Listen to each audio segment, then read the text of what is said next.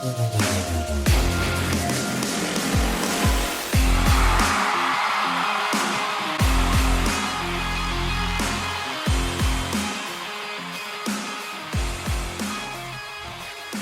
there it is for the Indianapolis Colts right there. A 24-6 loss on this Sunday. Just not good enough to play with the Detroit Lions today. Such is the story with the Indianapolis Colts these days.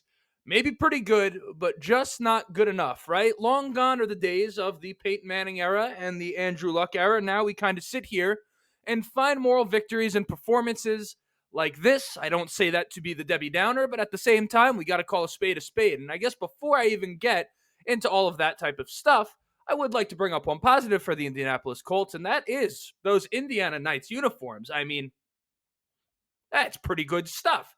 If you're a fan of this team and you're not a fan of those uniforms, particularly kind of the look of the black helmet there, I mean, you're not really a fan of this team. I mean, what an unbelievable analysis of that uniform by me right there. And we'll leave that to the side, and now we'll get into the less impressive analysis of the team. As I said, not good enough, particularly on the offensive side of the ball. I mean, the defense realistically did just about all you can ask against Detroit. I mean, we said coming into this game, Detroit, if you were able to hold that offense to around 21 to 27 points, that's about all you could reasonably expect. I mean, that's kind of just going to happen in a game against the Detroit Lions by nature. They're going to score 21 to 27. The defense had some big stops in the second half to try to give this offense a chance, and it just was not there for the Indianapolis Colts offense. Anthony Richardson, another day with a poor completion percentage, 11 of 28. On paper, not great, but at risk of looking like I'm pandering or trying to make it like it's something it's not, I will say I thought he looked far better than the 11 for 28 showed. But again, that's just what I saw. Maybe you saw something else. That being said, if you saw something else, you might be wrong.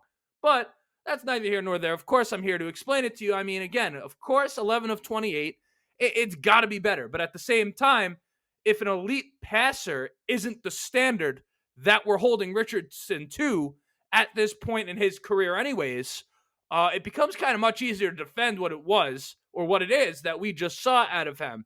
Were there a couple of misreads? Yes, of course there were. Were there a couple of missed throws?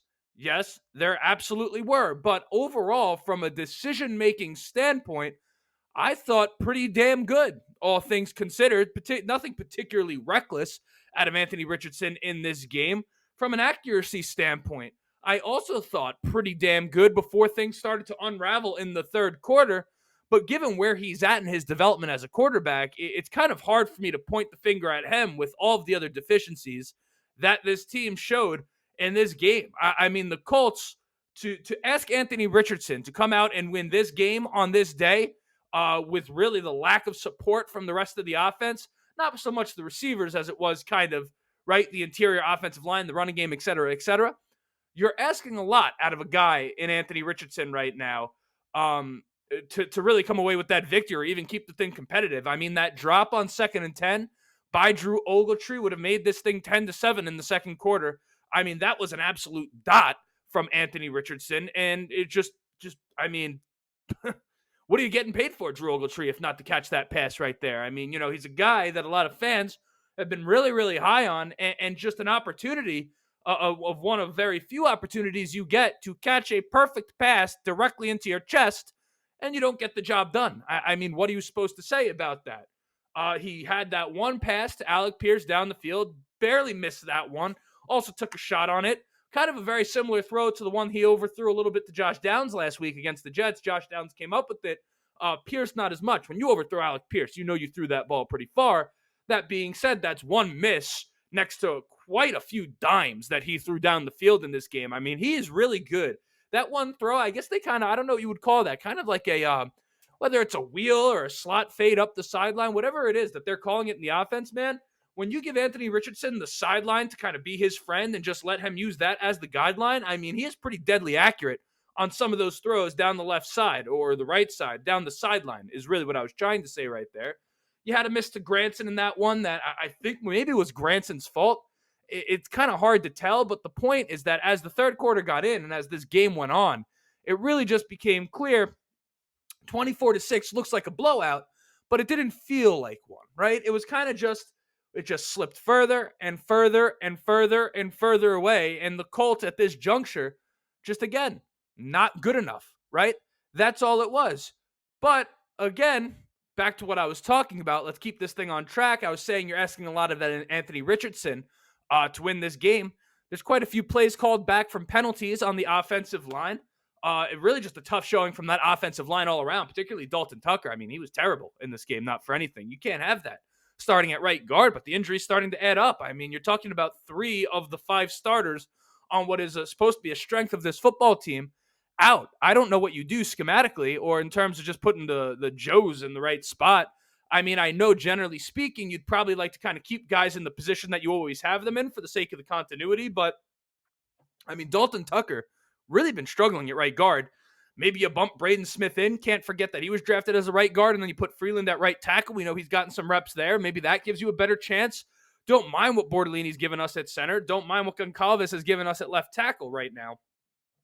But ultimately, you got to figure that thing out because the offensive line was just not very good in this game. And then most importantly, the elephant in the room is the running game once again. Now, you could credit that to the offensive line, or you could credit it to kind of their approach in the running game. But no matter how you look at it, you combine all of those factors that were kind of working against the Colts offense, it's just going to be too much to ask out of Anthony Richardson at this point. And that is kind of my entire point in what I'm saying here at the beginning of the show. Listen, you can talk about 11 for 28 all you want, but at the end of the day, you know, those were throwaways, those were drops. Sure, there were a couple missed throws, but ultimately, it wasn't like a horrible day for Anthony Richardson. I mean, at any point were you like, wow, he's just playing like complete crap right now? I don't really think you felt that way at any point. Again, that stretch in the third, sure, right? There's kind of the one stretch, but things I want to talk about right now are that elephant in the room that I said. What the heck is going on with this running game? It was so easy, right? To talk about it being Joe Flacco being inserted into the starting lineup and that being the problem because you don't have the threat of Anthony Richardson running. And what I had brought up is the fact that since when did you need a running quarterback to be an effective running football team, handing it to a running back? It's never been that way. It's not that way now. There's a bigger problem going on here, and I think I've got a large part of it figured out. We'll talk about that. And then where do we take the dialogue from here with the Indianapolis Colts? Right now, playoffs seem to be a little unlikely now at 5-7. I mean, it's going to be tough for the Indianapolis Colts, so we'll talk about that. But before we do, you know what it is. My name is Justin. This right here is the Riding the Bench Colts podcast. As always, ask anyone watching on YouTube and enjoying the show, go ahead, shoot a like. It's going to help me get out to as many Colts fans as humanly possible. Of course, subscribe if you want to be a part of the journey on YouTube. We're almost at 3,000 subscribers. Well, I guess technically we're not even at 2,900 yet, but in the grand scheme of things, pretty close to 3,000. We want to get there by the end of the season. If perhaps this is your first time here and you're enjoying, or you keep coming back and have yet to do it, maybe today is the day. Audio listeners, 5-star review. Trying to get out to more people over there on the Spotify and Apple Podcast side of things, all that stuff. And I guess if you have a friend, share the show. I mean, the most important thing to the show's growth is you on the other end. I could sit here and talk about this team till I'm blue in the face. If a tree falls in the forest, right? You know the saying. No need for me to finish it off right there. But let's go back to the Colts talk. Done asking you for stuff. And want to talk about this running game because we have a problem on our hands here that may be bigger than just like this week, next week, and an off season, right? If you remember when Jonathan Taylor was at his best for this football team, he was primarily used, okay, as a downhill runner. And what do I mean by that? You line him up behind the quarterback and let him get ahead of steam before he goes. We know his vision. We know how he's able to break a run. We know the power.